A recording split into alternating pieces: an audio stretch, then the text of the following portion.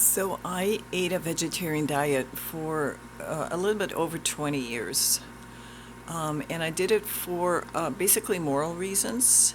And also at the time, that was in the 80s somewhere, the, uh, the general consensus out there was that vegetarianism is really good for you and that you can get all your proteins and everything you need from grains and vegetables and fruit. So I launched into it, and I felt really well for many years, for a good 20 years. And, I was always physically very active. I was strong. I was, doing pretty well. And then when I hit 50, uh, I began having symptoms almost like overnight.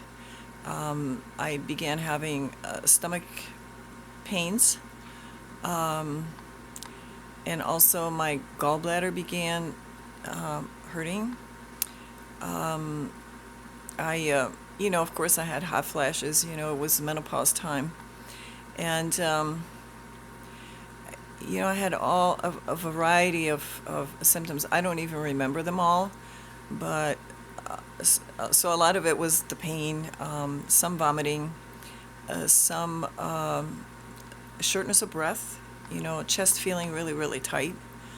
Um, Heart pounding. It wasn't fast, but it would just pound. Dry mouth, and also something called a brain buzz. Menopausal women talk about brain buzz.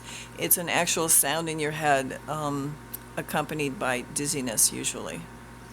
Also had, when it would get really bad, the symptoms would kind of come and go, but when they were really bad, I would have tunnel vision and huge floaters in front of my eyes, like tree branch type of things.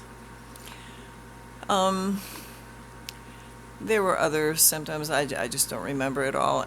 But it it would, in the beginning, it would start like at 1 in the morning. I remember the first time this happened.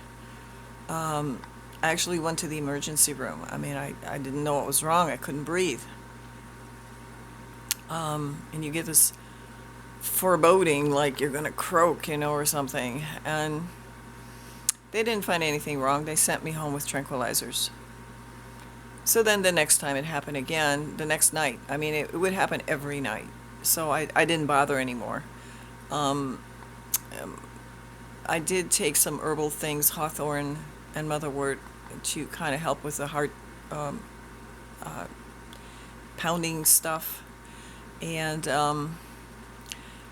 and my ability to eat really decreased quickly. And then these episodes would, the number of episodes increased and the length of them increased, so that eventually, after about a year or two of this, I felt raunchy all day long. Sometimes just worse than others, but it was, the symptoms were there all the time. Of course, I did go to a few doctors. They were pretty useless. Um, they checked out my heart, they checked out my lungs, they checked out my stomach, they did blood work. Well, there's nothing wrong with you. So they just kept giving me Ativan, tranquilizers. You're having anxiety attacks.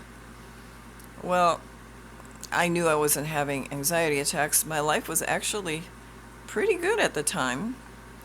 And I, when you can't breathe and you're in constant pain and you can't eat and you're getting weaker and losing weight, you get a little bit perturbed. And, many times I felt like I was going to die, but I just felt like it wasn't my time yet. I'm much closer to thinking it's my time now. But back then it was, um, I just knew there was something I was missing. And at one point I went to, I think he was a chiropractor, but he did muscle testing for allergies. And when he got to testing the digestive system, he said, "Oh, your digestive hormones are just gone."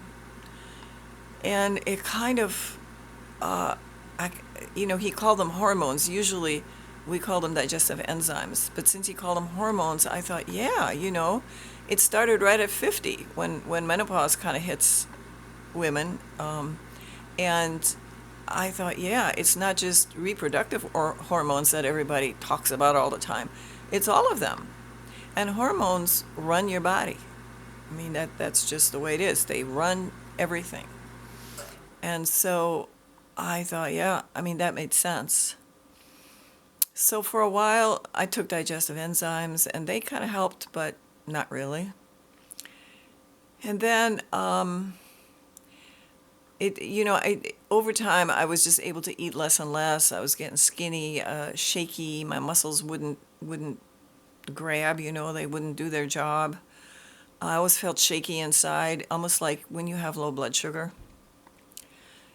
And so when I remember I was, I knew it was food, so I knew it was food. And I remember that one week I couldn't eat anything. I didn't eat anything for a week, and I was already weak. And I had ordered instructions for an acupressure technique that worked on different physical ailments. And it's called quantum techniques, if anybody's interested. And it's a system where you don't have to squeeze or massage your acupressure points. You just kind of tap them.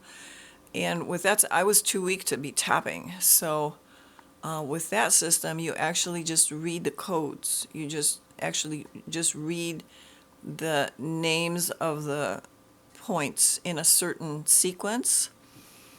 And after about an hour or two of doing that, I could feel my symptoms, decreasing. It didn't all go away, but it just went down to a more manageable level. And so what I did is I did an elimination diet. I would just take a bite of something, and if I got symptoms, I would just put it away and do my acupressure thing, and the symptoms would go after about 20. I would do it for about 20 minutes, and the symptoms would go back down. Then I would just take the next thing, and sometimes I didn't even have to put it in my mouth. Sometimes I would just look at it or smell it or have it in my hand, and I would get symptoms.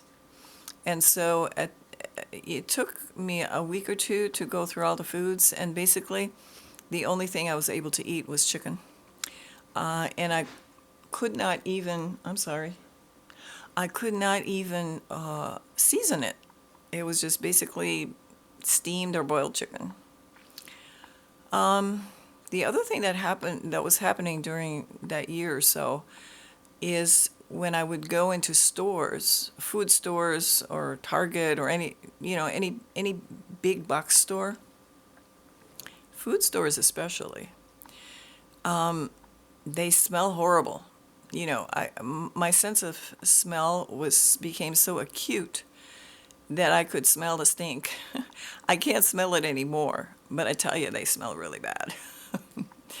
So it was so bad that if I had to be in the store for longer than 10-15 minutes, and if the checkout line was long, I had to leave the cart in there and go out to my car and sit in my car and try to breathe. I would get short of breath, heart pounding, dizzy, the whole thing. So anyway, as I got rid of all the carbs, everything but chicken, I didn't tolerate beef either. It was just chicken. So for many months, that's all I ate was chicken. Then eventually, after the whole thing took about 8 years. I was around 60, 58, 59, 60, before I began to sort of feel normal again. And the symptoms would be less and less, but then around 61, 62, I began cheating. I began, having occasional spaghetti or a piece of bread. Grains are the worst.